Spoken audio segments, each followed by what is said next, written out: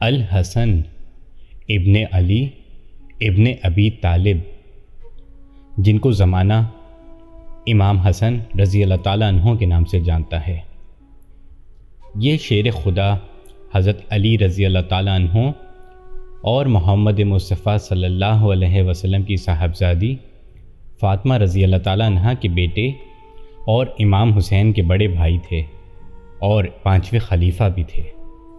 آپ رضی اللہ تعالیٰ عنہ 15 رمضان کو پیدا ہوئے۔ جب آپ کی پیدائش ہوئی تو حضرت محمد صلی اللہ علیہ وسلم نے ایک دمبا ذبح کیا۔ آپ کی والدہ ماجدہ نے اپنے ہاتھوں سے آپ کے بال منڈائے اور اس بال کے وزن کے مطابق چاندی خیرات کری۔ آپ کی سخاوت کے چرچے دور دور تک مشہور تھے۔ آپ لوگوں کے ساتھ رحم دلی کرتے تھے۔ آپ کا علم بہت پختہ، آپ کا صبر قابل دید اور آپ کی بہادری کے چرچے تھے۔ آپ نے اپنی پوری زندگی مدینہ منورہ میں گزاری، یہاں تک کہ آپ کی وفات بھی مدینہ منورہ میں ہوئی۔ اور جب آپ کی وفات ہوئی، آپ کی عمر مبارک 45 سال تھی۔ آپ کے جسد خاکی کو جنت البقیع میں دفنایا گیا۔